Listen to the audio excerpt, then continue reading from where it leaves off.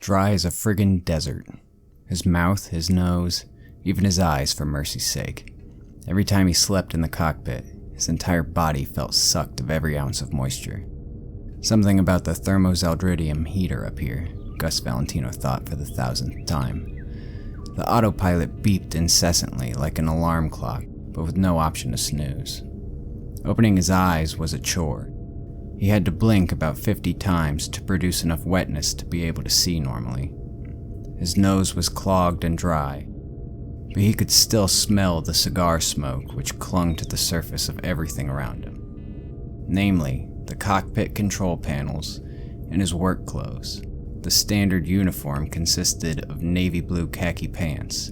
His were in desperate need of being pressed, and a short-sleeved collared shirt of the same color that had the GalDelCo logo, nothing more than the letters superimposed on a bright swoosh symbol with the Milky Way in the background, sewn onto the breast. That too was wrinkled to hell, because he'd slept in the uniform. He was also in need of a shave and a haircut, he thought, as he swept a hand through his messy brown hair and scratched his chin. Didn't want to get cited for being out of order. Again. About 12.5 packages of different shapes and sizes and packaging materials, all yet to be delivered, littered the dashboard. Stretch and yawn. His spitless mouth still tasted of the dark beers he'd downed while staying up too late last night. Ha, he thought, leaning forward as the chair beneath him creaked once for every ounce of weight he shifted. There is no night out here, no morning either. It's just always black and dark. Flickering rhythmically, the view screen projected a hologram of the space around him, mimicking the way terrestrial vehicles had windows up front. The Thacarian Courier, one of the smallest cargo-class ships in the galaxy, and also GalDelCo's standard delivery vehicle, bumped and jostled as the long-term transit engine rocketed the ship through space. Beep, beep, beep. The autopilot nagged to be acknowledged. He stood and knocked over an empty glass bottle which rolled across the floor and under the control panel. Still slightly dizzy, he stumbled his way to the touchscreen that was centered in the controls, surrounded by 100 different buttons and levers. There was a pop-up on the screen, a flashing alert with a big exclamation point on it, and read, "Approaching soon, Tartarus shelter." The rugged-looking, tired, and hungover 20-something tapped the touchscreen and closed the alert. "Repeat after me. This is not a bedroom. This is not a bed." He looked at the unbelievably worn-in pilot seat, surprised that there wasn't a spring sticking out of the cracked leather somewhere. His back ached in about 12 different spots. This is not a dinner. He looked at the empty beer bottles and the cigar butt in the ashtray. The Arcturian chocolate stout had been good, but his head ached with a dull throbbing now. And that cigar. Pleiadian tobacco wrapped in leaves infused with a blonde coffee bean found only in the Orion sector. He'd have to get a whole box of those. But between the smoke and the thermozeldridium heater, his throat was dry and scratched to shreds. These LTT pickups were not supposed to be an opportunity to get trashed while autopilot took over. They were supposed to be his ticket to move up in the company, to get out of the low-level delivery boy gig and into the real stuff, the dangerous stuff, the exciting deliveries. He had to treat this pickup as seriously as possible. It was his first chance to really prove himself. If he did it well, then they might just move him up to do more Class A delivery jobs. Looking around at all the Class F packages scattered around renewed his determination. He'd be a pure professional for this entire job. With this professionalism in mind, the GalDelCo delivery driver went about his morning routine, even though there was no such thing as morning out in space. He sprayed GalDelCo brand saline solution up his nostrils, using about half the canister in each. He not so carefully dripped GalDelCo brand eye drops in his eyes. A desert, a barren wasteland where not even a Krasdian hypercactus could survive for long, was drenched in a typhoon, a downpour of sweet, glorious rain. Somewhere, an angel cried. Boom. Just like that, he was a new man. Refreshed, revived, ready to kick ass. With a new zeal, he glided down the narrow tunnel leading from the cockpit to the other 2 levels of the cargo ship. He stopped at the middle level, his quarters, and hummed while he got undressed. The room, much like the cockpit, was in all kinds of disarray. Clothes were in 2 piles, one for clean and the other for dirty. The built-in wardrobe had dozens of empty hangers and a single GalDelCo uniform hanging in it. The bed's covers were all pushed to the edge, and the pillowcase was stained with drool and sweat. The only semi-orderly spot was what Gus called the coffee station. It was a holy altar to him. He approached it reverently and performed the sacred ritual. It was an empty counter space until he pressed a button on the wall just by it. Then the walls opened up and deployed a small tray with the Mr. Universe coffee maker, the filters, and the vacuum-sealed canister holding the pièce de résistance, the house-blend hydroponic beans from the Redordian cartel. When you paired the stuff with the classic Mr. Universe coffee maker, which used a subatomic neutralizing converter in the brewing process, it resulted in the best cup of coffee in the galaxy. Grinding just enough beans for a single cup, he smoked a cigarette, a GalDelCo Light, while he waited. Then he poured the black liquid into a brown coffee mug that used to be white, and he enjoyed his favorite part of the day, even though there weren't any days out here. He shaved the patchy dark stubble from his cheeks and chin using a GalDelCo proprietary hair vaporizer, and styled his hair to perfection using GalDelCo brand gel. Messy look. He admired his youthful, charming appearance in the fake mirror, another hologram just like the window up front. After giving his reflection a wink, he brushed his teeth with GalDelCo teeth-whitening toothpaste and rinsed with GalDelCo mouthwash. He rinsed with the mouthwash twice just to be thorough. Then he put on his only non-wrinkled uniform and tied up his nice shoes, an only slightly scuffed pair of black leather Oxfords. "Darla," he said, "how long till we reach the destination?" Calculating, the ship's onboard AI spoke through speakers in the walls and ceiling.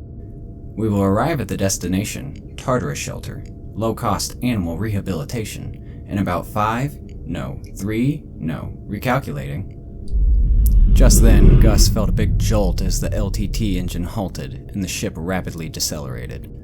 Everything that wasn't bolted down shifted about 6 inches forward. He watched in slow motion as the coffee pot slid off of the heating plate, bounced once on the countertop, and fell to the floor. Gus dove for it, trying to catch it, but was half a second too slow. The glass pot shattered. "We have arrived at destination," Darla said. "Thanks," Gus said, looking from his empty hands to the scattering of glass shards on the floor. "Hey Darla, where is the delivery target for this package?" "Checking." The automated feminine voice was always cheery and smart-sounding. "A planet called Leto. It is located in the Sagittarius sector, Division 551, System A4. Can you check and see if there is a GalDelCo Emporium station en route? I'm gonna need a new coffee pot." There was genuine sadness in his voice. "Checking. One moment." In an existence where everything is some generic brand, the true originals are treasures. Uniqueness, that's where value was, not in cryptos or credits. Money can't buy originality, and it would take a miracle to find another Mr. Universe coffee pot. They went out of production forever ago, during the corporation wars. Now everything was GalDelCo, or Lightspeed, or StarMart. There wasn't any Mr. Universe coffee makers anymore, and nothing brewed coffee like those old ones. It just wasn't the same. Something special about them. He sighed. Darla spoke. There are 1,852 GalDelCo Emporium-size, or larger, stations we could potentially stop at en route to Leto from our current position, if we depart in the next 20 minutes. If we depart in 30 minutes, however, there are 2,106 GalDelCo. Thanks, Darla, that's all. A red light started blinking in the corner of the room, signifying that the ship was now docking with the space station. Gus ignored it, too busy thinking of whether or not it was possible to reassemble the glass pot from the shards on the ground. Some sort of fusing chemical, maybe? The ship started vibrating as the docking procedure continued. Glass shards started to bounce and move. Quickly, Gus picked up every piece he could find, no matter how small, and put them into a plastic bag and zipped it closed, checking it 3 times. Suddenly, the vibrating stopped, and the blinking red light turned to a solid green. He scanned the floor repeatedly, looking for a small sliver of glass he might have missed. Hey, can you do me a favor, Darla? Certainly. While I'm in there picking up the package, I need you to compile a list of every repair shop that specializes in windows, craftsman that works with glass, and glassblower in the sector. I'm on it. The voice was very chipper. You know what, go ahead and add any eyeglass makers and repairers. They might be able to help me too. I will add them to the list. Yeah, he thought. We'll find someone who can fix it up. This isn't over, not by a long shot. I refuse to go back to freaking regular coffee. No way. But the coffee pot would have to wait for now. It was time to work. After putting the plastic bag carefully back onto the coffee station tray and pressing the button that withdrew it inside its safe compartment in the wall, he grabbed his GalDelCo jacket and went back up into the cockpit. Gus's little cargo ship must have looked like a speck of dust compared to this massive space station. It was almost as big as some of the GalDelCo orbital warehouses where he'd frequently picked up deliveries. The view screen showed the length of the station, 1,000 docking ports with moderate traffic docking and departing. Lots of other cargo-class ships, but some others that Gus didn't recognize. Darla, what'd you say this place was again? Being in such a rush to accept the job when it came up on the auction board, he hadn't even read the package description. He had about 1/10 of a millisecond to claim a Class A delivery when it was up for grabs. It hardly ever happens. He'd been so hyped up on actually getting the gig that he spent the whole night celebrating, drinking, and smoking instead of preparing. It is called Tartarus Station. They describe themselves as an exotic animal rescue shelter and rehabilitation center, but the station is officially classified in the GalDelCo database as a maximum security prison facility. Weird. He watched one of the larger ships that weren't cargo class start to depart. What kind of ships are those? Searching. That is a Stravron 4 interstellar wagon, a state-of-the-art land-to-space interstellar vehicle designed for the capture and transportation of large animals. Huh. Wonder what we're picking up. The delivery instructions posted by the recipient state that the package is a birthday present for my daughter, and says that the package is to be handled with utmost care because it is very rare and expensive. Well, said Gus, pretending to have confidence the best he could, that's why this is a Class A job to be handled by a professional. Let's get this done. Don't burn the place down while I'm gone. Due to my programming, it is impossible for me to act in any form that may cause damage to GalDelCo property. She said that every time. They should have programmed in a sense of humor, huh? That'd have been nice. He picked up the earpiece from the charging slot in the control panel and slid down the ladder to the bottom level. Cargo. It had way too many undelivered Class F and lower packages. Gus was planning on getting around to those eventually. Looking at the cargo compartment gave Gus a sinking sensation in his stomach. That feeling you get when the real consequences of your procrastination and laziness are staring you dead in the face, but you still tell yourself, everything is fine. That feeling when you lie to someone and they know you're lying, and you know that they know that you're lying, but they let it slide anyway because they're nice.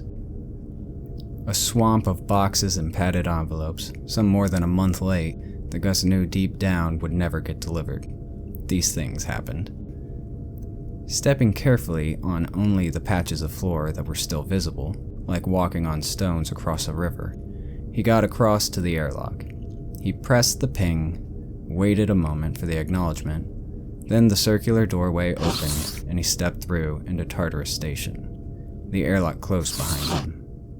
No one was there to meet him, but there were plenty of signs telling him where to go.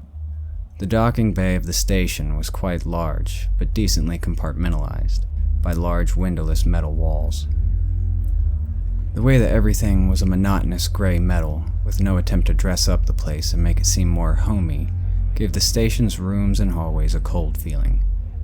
I guess it is technically a jail, Gus reminded himself. Though the place was mostly kept clean and the air cool, the sterile appearance was juxtaposed by the pervading smell of animals. He couldn't tell if it was animal dung, fur, sweat, food, or what that smell was. Maybe all of them combined.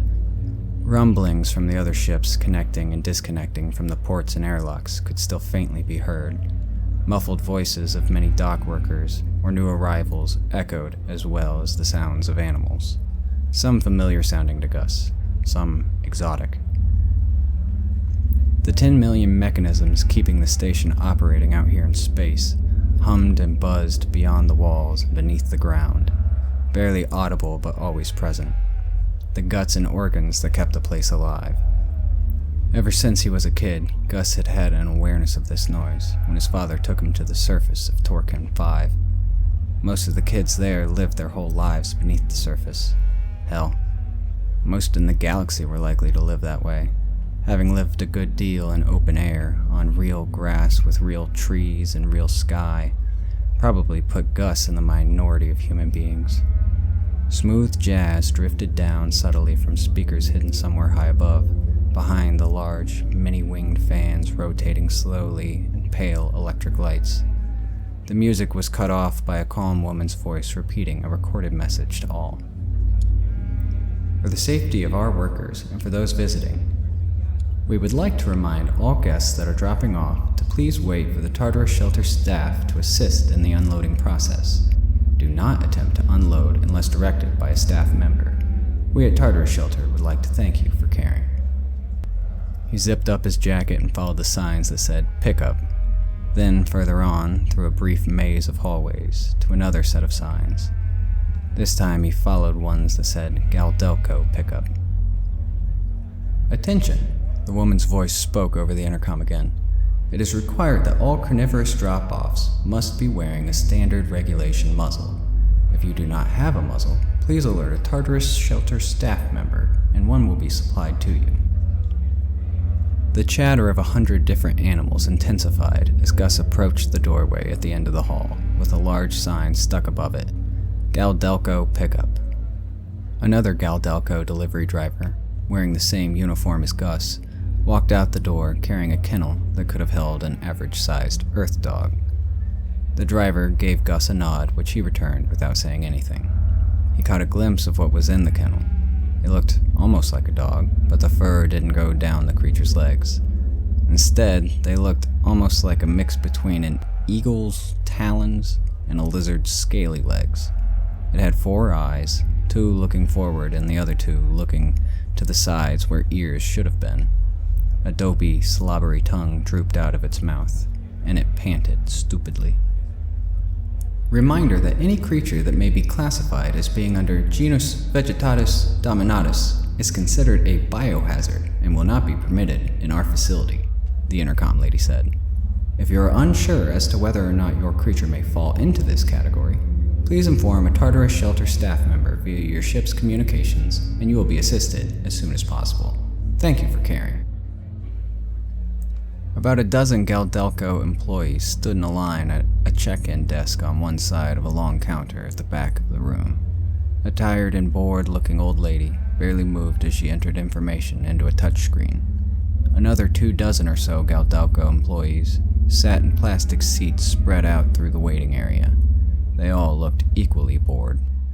Behind the long counter at the back of the room, the wall was lined with many kennels of all different sizes, and they housed all manner of strange and ugly creatures.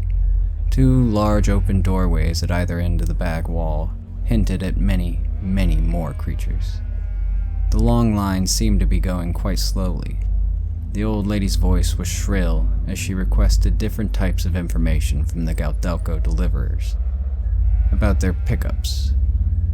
There was another Tartarus employee at the long counter seemingly doing nothing. He occasionally got up and played with the cuter animals in the kennels, sticking his finger through the cages and making faces at them.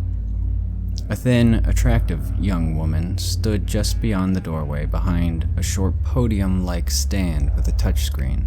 Her blonde hair had been stuffed into a squarish hat with the Tartarus shelter letters sewn into the front. She somehow made the bland gray uniform of the facility staff look good. Her sweet perfume was barely perceptible beneath the overpowering stench of the animals. She gave a charming smile as he entered. He smiled back. "Pickup number?" she said. "The what?" "The reference number on your pickup order," she said. "It should have been supplied with the job description." "Oh yes, that," Gus said. Then clearly, "The pickup reference number." He smiled again. She returned it awkwardly. He waited for a second, and the woman looked at him like he was crazy. Perhaps he was, a little bit. "Searching," Darla said in his earpiece. "TT-A441. "I believe it was TT-A441, Gus said, "if I'm remembering correctly." She looked at her touchscreen. "All right," she said, looking up. "You can go ahead and go to the priority pickup check-in line just there." She pointed to the man that was playing with the animals. "Paul will take care of you." Every eye from every GalDelCo driver was peering into him as he skipped over the long, slow-moving line and went straight up to the desk. A small sign on the counter in front of Paul that Gus had not noticed before designated it the priority pickup check-in area. No doubt all the other employees had seen the Class A job listed on the auction board, and no doubt they all had tried to claim it in that split second it was there. They all probably hated and envied him. It felt great. "Let me guess," Paul said as he saw Gus approach. "Don't tell me." Paul held up a finger, signaling Gus to wait. "A441? "Wow," Gus said with genuine amazement. Paul gave him a smug look of accomplishment. "I'm just kidding ya," he said, waving his hand. "You're the only priority pickup scheduled for the next 2 hours. I have the easiest job in the sector. I really do. Give me 1 second, I'll bring Scruffy out for you." He went into the next room. The cacophony of sounds from the mishmash of alien creatures in the kennels was maddening. They barked and squawked and purred and gurgled and growled all over the place. "Here we go," Paul returned with a small kennel, just big enough for a kitten or a puppy. The carrier had slits on the sides, but nothing large enough to see through. "You're all set?" "Scruffy has just eaten, so he'll probably just sleep until he's dropped off." "What is it?" Gus asked, eyeing the kennel. "Scruffy? He's a square-knees jumping Florbin," Paul said, as if that meant anything to Gus. Seeing the confusion on Gus's face, he added, "They're very cute." "Uh-huh," Gus said. "Well, take care," Paul said as Gus picked up the kennel. "Oh, and I wouldn't open that." Just then, Darla spoke in Gus's earpiece. "I have compiled a list of 22,000 possible places that are associated with glass repair. Also, I'm not sure if this will be helpful, but I found an antique dealer perfectly en route who claims to have a Mr. Universe coffee maker pot of the same model." "You what?" Gus couldn't believe it. "Yeah, it's just that Scruffy can be pretty excitable when," Paul went on, but Gus wasn't listening to him at all. "Shall I tell him to hold the item until we get there?" Darla asked. "You're joking, right?" Gus said. "Not at all," Paul said sincerely. "It's when he is adjusting to new locations, and he's very fast when he's scared." "All right," Darla said. "I shall inform him." Gus turned around joyously, having to share the excitement in some way. He looked at Paul, and and gave him a huge grin. "Thanks, man," Gus said. "Hey, you have a great day." And he walked back to his ship carrying the small kennel in his hand. "All the docking bays are full," the dock operator of the antique shop said. "Just park it in orbit and we'll let you know when the next spot opens up." Gus was anxious to get back into LTT and get this job over with. But to get another authentic Mr. Universe coffee pot would be well worth the wait from their small detour. He just hoped it wouldn't take too long. There were multiple aspects that made a delivery a Class A job, and multiple reasons someone would request it. Firstly, there was the privacy and security of the job. If someone needed something, anything, delivered with no questions asked, with a 100% guarantee of success, they'd pay the extra fee for the Class A. But that wasn't the reason with this job. Gus exited the cockpit and slid back down to his quarters, where the kennel sat in the middle of the laundry-strewn floor. He laid on the ground next to it. The second reason someone would shell out for the expensive Class A upgrade was the speed of the delivery. If you needed something delivered in a hurry, then upgrading to a Class A priority could guarantee arrival of the package by a specified time. He'd had Darla run all of the calculations, and he had exactly 1 hour to spare at the antique shop, a lone warehouse on a small moon of a planet called Carvelo. Once he got the coffee pot, he could LTT it back to the nearest mass relocator and be zapped within closing distance of Leto. The girl will have her birthday present in time, and he will get his pot back. "Darla, play some music." Suddenly, the kennel shook. He sat up and watched it, waited. It shook again. Should he let it out, he wondered. I mean, it was all cooped up inside that thing. Probably wanted to stretch its legs a bit. But then he remembered what that Paul guy had said. The thing had just ate. That meant it probably would have to go number 2. Gus could hear the creature moving around inside. He couldn't just let it go in the kennel, though.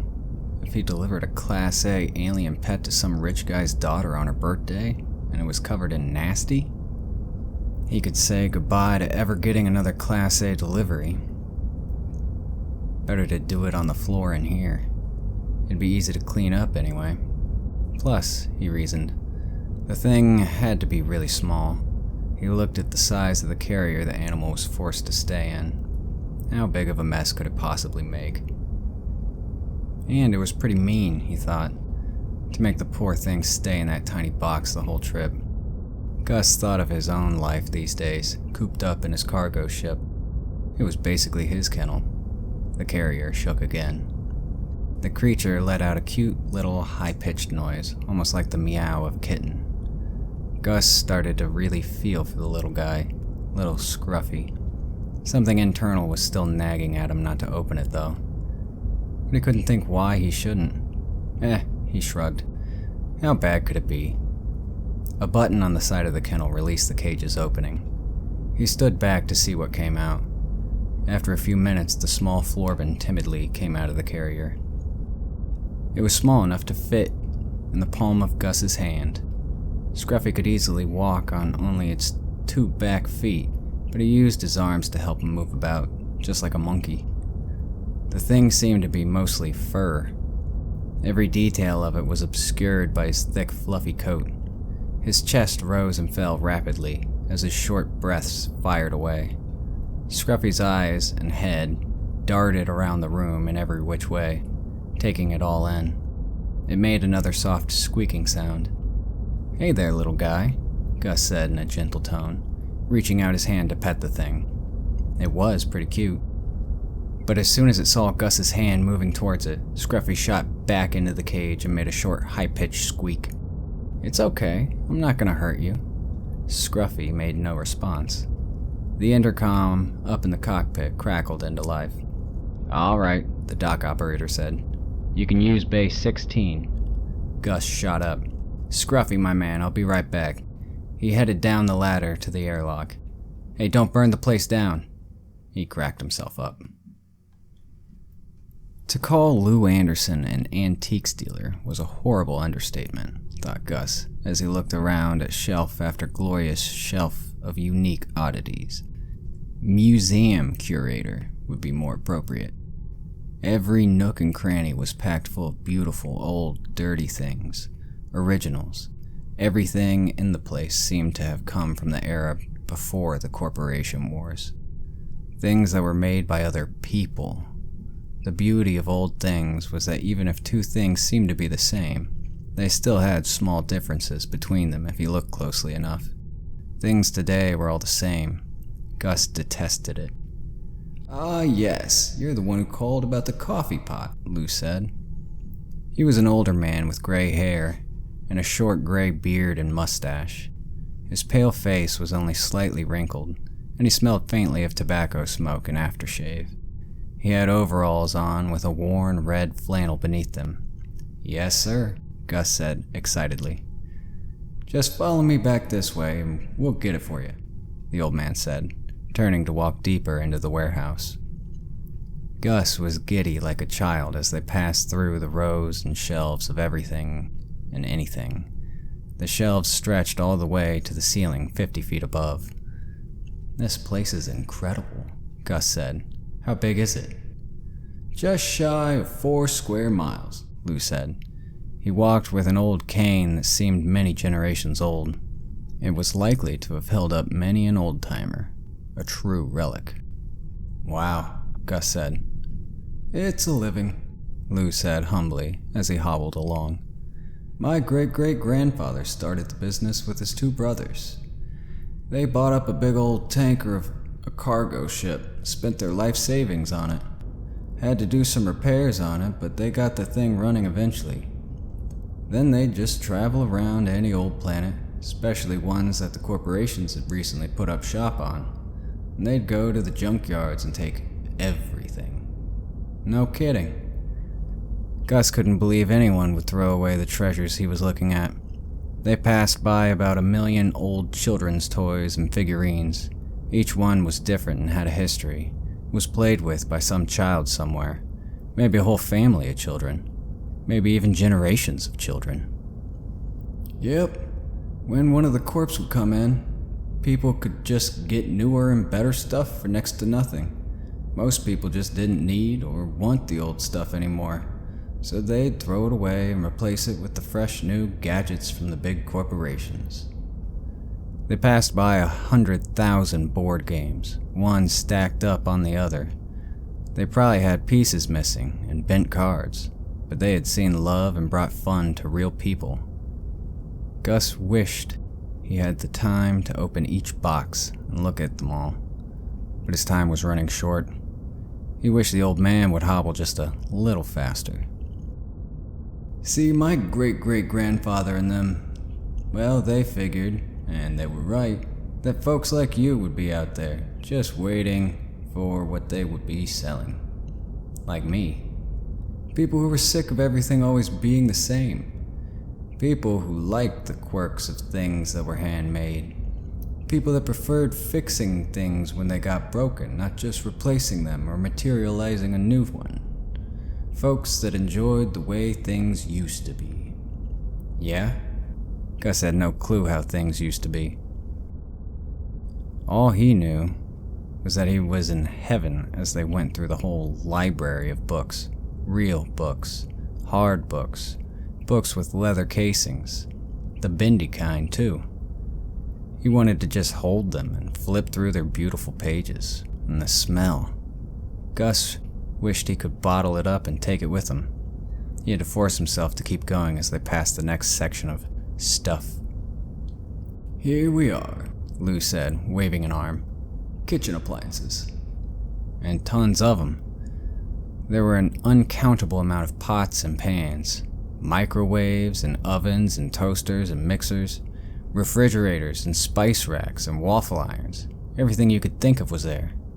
They walked down a bit. Gus's jaw dropped to the floor. He was staring at 1,000,000 coffee pots. Each friggin' one was an original. There wasn't a single GalDelCo, Lightspeed, or Star Mart knockoff in sight. "It's beautiful," Gus said, an actual tear welling up in his eye. Lou reached up with his cane, to a few shelves above his head and stuck the end through the handle of a Mr. Universe pot. It dangled on the cane as he struggled for a moment to get it off the shelf. Gus's heart stopped beating as he watched it. "Need a ladder or something?" Gus asked nervously. "Oh no," Lou said with a grunt. "No, I've been doing this for more than 50 years, don't you worry." And the old man wasn't lying. It was almost as if the original struggle had been an act, because afterward, in a single deft movement, the man brought the pot down and held it out on the edge of his cane to Gus. "Go ahead," he nodded to Gus. "Take it." Gus did so, carefully, and held the pot in his hands, wondering if he was dreaming. What a beautiful thing it was. Holy wow. He turned it from side to side, examining every inch of it. The same one. He held in his hands the exact same kind of pot that had been destroyed earlier that day. Same shape, same weight, a different smell, but Gus was pretty sure that would go away with daily use. This had to be the definition of what a miracle was. "I can't believe you actually had it," Gus said. "Yeah, that's definitely a rare type," Lou said. "And I'll warn you, it isn't exactly cheap either. A lot of what we have in this facility is one of a kind. That may very well be the last genuine Mr. Universe coffee pot in existence." "Name the price. Anything." "How much do miracles cost?" "It'll be 80. "What?" He almost dropped it. "You said it yourself, young man. What you're holding in your hand right there is a miracle. And that's just about what miracles are running these days." Museum curator my ass, thought Gus.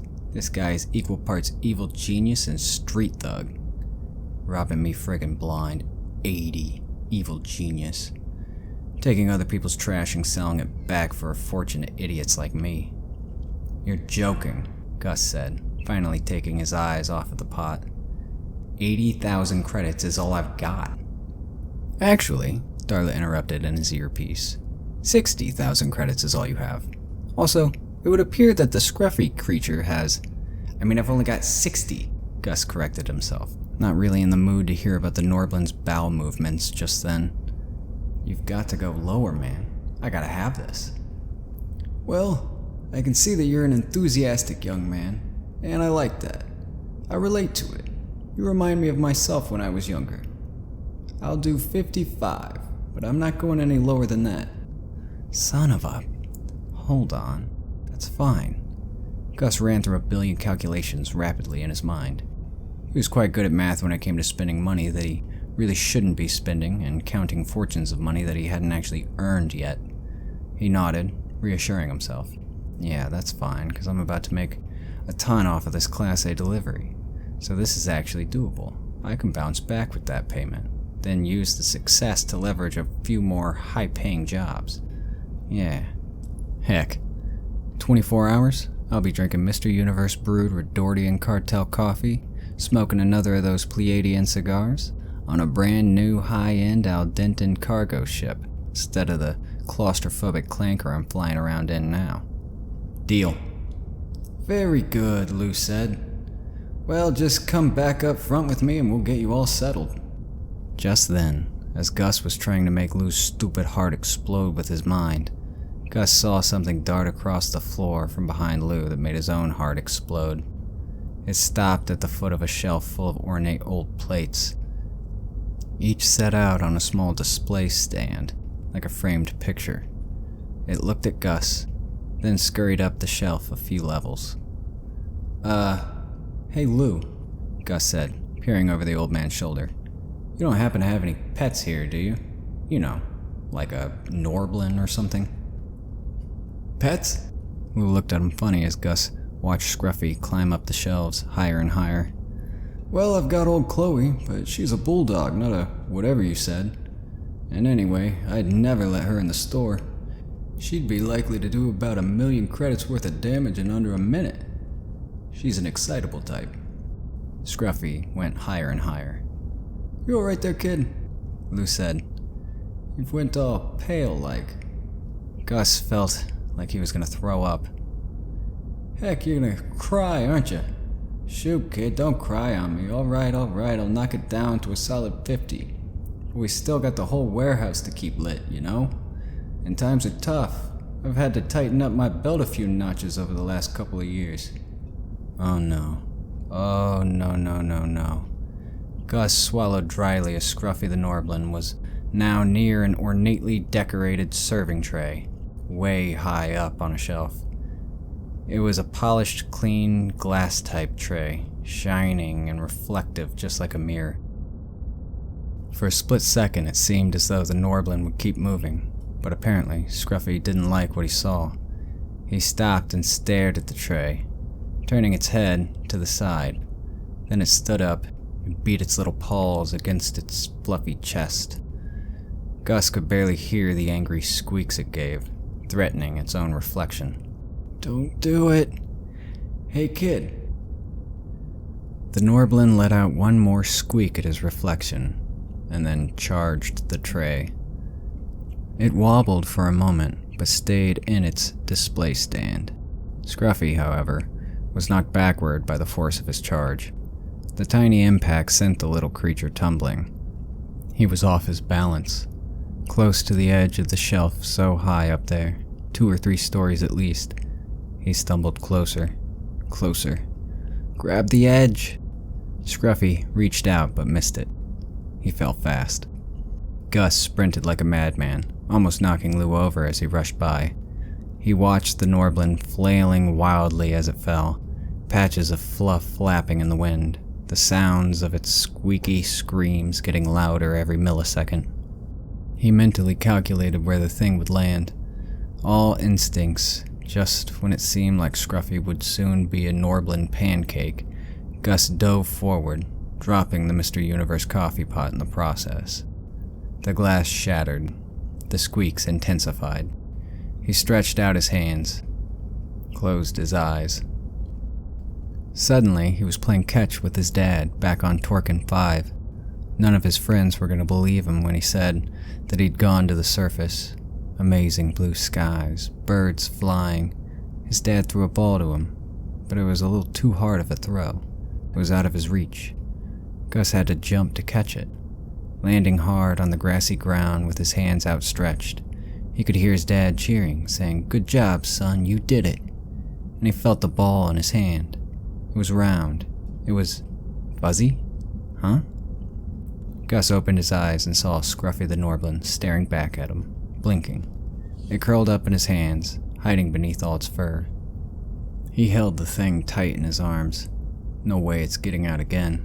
Behind him, a few feet back on the ground, lay a familiar-looking pile of shattered glass, the remnants of a miracle that he'd briefly held in his hand. "Hey!" Lou said, finally taking in everything that had happened in the last few seconds. "Didn't you read the sign? No pets allowed." "Sorry. He snuck off my ship." "And there was another sign, too. You break it, you buy it." Back in the cockpit of Gus's tiny cargo ship, the little Norblan slept on top of a pile of undelivered packages that littered the dashboard. The ship's engines hummed dully as they began their approach to Lido. Gus sat in the worn leather pilot seat, resting his head in his hands and sighing, watching the tiny thing that had cost him so much. He sighed again, as if trying to solicit an apology from the sleeping creature. Sitting back, he reached over and picked up his GalDelCo thermos and begrudgingly took a sip. He had resigned to purchasing coffee from the Galactic Pantry and Pharmacy that was attached to the mass relocator on his way to Lido. The coffee was lukewarm and totally bland compared to the Mr. Universe coffee. He smoked his third GalDelCo light while he watched the tiny blue planet gradually become large in the view screen. As they got closer and closer, the blue gave way and revealed chunks of green. They passed over the big chunks of green and seemed to be flying out into the deep blue of one of the planet's oceans. But as they broke through the atmosphere, a smallish green dot was visible amongst the blue. Now it was getting larger, and soon it wasn't a dot, but a rather large tropical island. Autopilot brought the ship down to a private landing pad outside a massive and luxurious oceanside villa. The mansion was a huge white palace with many balconies and decks populated with lounging chairs and umbrellas. Bright red shingles and window panes popped against the white. Gus sprayed some cologne, Intensity by GalDelCo, all over himself as he retrieved the kennel. "All right, Scruffy. It's time to see your new home," he said gently to the sleeping Norblan. He gave it a soft nudge with his finger. "Come on." It rolled over, yawned, and fell back asleep. Gus carefully picked Scruffy up and placed him in the kennel. Then he grabbed the earpiece and put on his GalDelCo jacket and went out into the open air. Tropical sunlight hit his face and he could smell the ocean and the humid air. He regretted putting the jacket on as the natural warmth seeped into his skin. Feeling a bit better, it was hard to feel totally down in this environment. He followed the pathway from the private landing pad up to the mansion. "Darla, how much time is left on the countdown?" he asked. 23 minutes and 11 seconds. He rang the doorbell, and after a second, an autonomous voice, much like that of Darla, came through it. "Your business?" the voice said. "I've got a package for Mr. Pierce Daniels," Gus said. "All packages are to be left on the voice began, but was cut off all of a sudden. "Just a sec," a man's voice said. Moments later, a well-groomed and nice-smelling man, in his 40s, opened the door. Clean-shaven, with a receding hairline, he wore clean white shorts and sandals, and held a tall glass in his hand. It held some sort of dark, creamy, and frothy iced cocktail. "You're here," he said, patting Gus hard on the shoulder, a large smile revealing perfect teeth. "Come on in. Over here in the kitchen."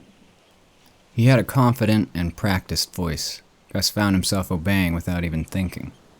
It was company policy not to enter the customers' homes. "Just set it down right there on the table with the rest of them." There was a long table draped with a tablecloth decorated with balloons and "Happy Birthday" written all over it in colorful letters. It was crammed full of presents. "You really saved my ass, you know that? I can't believe you actually got it here on time." Gus set the kennel down. Voices of little kids could be heard laughing and screaming as they ran around outside. The delicious smells of fried chicken and pizza filled the air of the kitchen. It was huge, like the rest of the house, with enough counter space to prepare a feast for 50 people if you wanted to. "I know you must be an incredibly busy man, but you are more than welcome to stay for a quick drink before you move on, if you have time," the man said. "Eve, that's my daughter, saw that thing on some video just the other day, and she came to me and pleaded to have it for her birthday. Said it was rescued, something, abandoned, I don't know. But when I tell you that kid pleaded, I'm saying begged, tears and all. I can't wait to see her face light up when she sees it." "It's cute," Gus said. "I hope she's very happy with it." "I can't thank you enough, really I can't," the man said. "So, how about it? Having a drink, or is it too early for you? Does GalDelCo have you guys on Galactic Standard Time, or do you have some custom cycle you do?" "No, we're on GTS. I'll stay," Gus said. "But I only have time for one. Also, please don't mention this if you leave a review. It's technically against GalDelCo policy." "Great. Come, sit down." He gestured to a few bar stools at the end of the kitchen. "And don't worry, I won't mention it, but I'll definitely leave a top review. I'll demand that you get a raise." He laughed. "What do you like? Beer? Cocktail? We've got everything." "What is that you're drinking? Looks refreshing," Gus said, as he sat and looked in awe again at the well-equipped kitchen. "Ah, it's a Sarflusian coffee. Ever have one?" "No. What's in it?" "Sarflusian whiskey," he said. "Some cold-brewed coffee, and a little cream, on ice." "Sounds good. Then I'll make us each one," he said as he finished what was left of the one in his hand. Pierce opened a cabinet full of all types of booze and brought out a tall hazel bottle with the Sarflusian monarchy's coat of arms, setting it on the countertop. Then he got another tall glass like his own and set them beside the whiskey. He opened the refrigerator, which was stocked full of fresh milk and eggs and cheese and meats and beer, and that was just what Gus could make out in the short time the door was opened. Took out a carton of cream and set it out with the other stuff. "It's real?" Gus said. "I've never seen a fridge before. At least not one that was actually in use. They're normally just for display. Your whole kitchen is amazing. Does all this stuff actually work?" If the fridge was real, then that meant all the rest of it was probably legit too. The mixer on the shelf, the blender, and the toaster oven, the gas stovetop. Pierce let out a rehearsed groan, looking around at the multitude of kitchen appliances. "I spent a small fortune on a home-sized materializer, but she insists on cooking everything herself. Says it's her zen time, whatever that means. I don't see how making a mess can be calming to anyone." Gus laughed, but secretly he envied the woman. He'd never cooked anything in his life, never even heated something up in a microwave. Everything he'd ever eaten had been relocated onto his plate or materialized. "Whatever you're cooking," I tell her, "I can materialize the same thing in half a second, and it'll be cooked perfectly too." "It's about the art of it," she says. I don't push it though, 'cause she gets a little sensitive if I critique her dinners. Pierce produced a jar of potent coffee beans. As soon as he opened it, Gus could smell them. Between you and me, I'll usually just pretend I'm full and then materialize a secret dinner later. He let out a good laugh and ground up the coffee beans. He spoke over the sound, yelling, "Hey, as long as she's happy, that's all I need." The melodic static noise of the grinder then filled the silence, the sharp blades of the coffee grinder spinning away as each bean was chopped down into tiny small bits. The sound still rang in Gus's ears when he was done, and the scent of the beans exploded into the air as soon as Pierce opened the lid of the grinder. Gus's mouth started to water. Those had to be Redordian cartel hydroponics, he said. But it wasn't really a question. "Dark blend," Pierce said, nodding. "Man, you really know your coffee. You could tell that just from smelling it?" "I've got the house blend back in my ship. Smells very similar." And then Pierce brought the coffee grounds over to the machine, and that's when Gus saw it. He couldn't believe that he hadn't noticed it earlier. He'd been so entranced and distracted by everything else in the kitchen that his eyes had just glazed right over it. A genuine Mr. Universe. But it was different than any Gus had seen before. His coffee maker had been the standard Mr. Universe, and he'd seen pictures of the deluxe version. But this seemed to be even more deluxe than the deluxe. Must be a fake, thought Gus in disbelief. He'd seen all the old catalogs using his employee codes to access GalDelCo's archival databases, being a bit obsessed as he was, and he'd never once seen this coffee maker before. "Is that real?" he said. "Oh, this bad boy?" Pierce said, smiling and stepping to the side to show it off a bit. "You like it?" "What is it?" Gus got up from the bar stool and floated closer to the machine like a moth to a light bulb, his eyes wide with an almost religious reverence. "This here is a one-of-a-kind. Right before they went under, the Mr. Universe coffee geniuses were developing their next brewer. It was supposed to be the best of the best. The home coffee brewer to end all coffee brewers." Gus listened attentively, in a trance. "I've always been a bit of a coffee connoisseur. You could say I'm a little eccentric." "You have no idea," thought Gus. "It's the only thing that I refuse to materialize. Gotta have it fresh brewed," Pierce went on. "And when I say I've tried every home, and industry too for that matter, coffee maker out there, I mean it. Every single one. And this thing wasn't cheap." Gus shuddered to think what this guy would consider expensive. "Well, this was their prototype for the Mr. Universe Ultra. Check it out," Pierce said, pointing to the top of the coffee machine. "See, where the standard version of the machine only had one subatomic neutralizing converter, This one's got 2. The coffee pot capacity has been increased from the standard 12 cups to a whopping 16. And, the best part, a self-cleaning, infinitely reusable filter. No more paper filters ever again. Incredible, Gus said. This is the only one they were ever able to make, sadly. Shortly after this one here was constructed, the corporation wars started, and, well, as I'm sure you know already, Mr. Universe Inc. was one of the non-compliant independent businesses. So, just after the start of the wars, their R&D facilities were raided, and all their assets were liquidated, including their coffee maker engineers. They were never able to finish their life's work. A moment of silence as the pair contemplated the damnable consequences of war. I take it that you're a coffee connoisseur as well, Pierce asked. Yeah, Gus said. I used to have a Mr. Universe standard. Used to? Pierce said. What'd you get rid of it for? Just then, before Gus could answer his question, there was a high-pitched squeal that could have probably shattered glass if it went on for a few seconds longer. Both men spun around and looked toward the table laden with presents, which had been the source of the yell. There stood a cute girl wearing a pretty pink dress. Her curly blonde hair was up in pigtails, and a plastic tiara adorned her head. She had a glow about her that simply screamed, "Birthday girl." "Daddy!" the girl cried excitedly. "You really got him!" She was looking at the kennel in disbelief.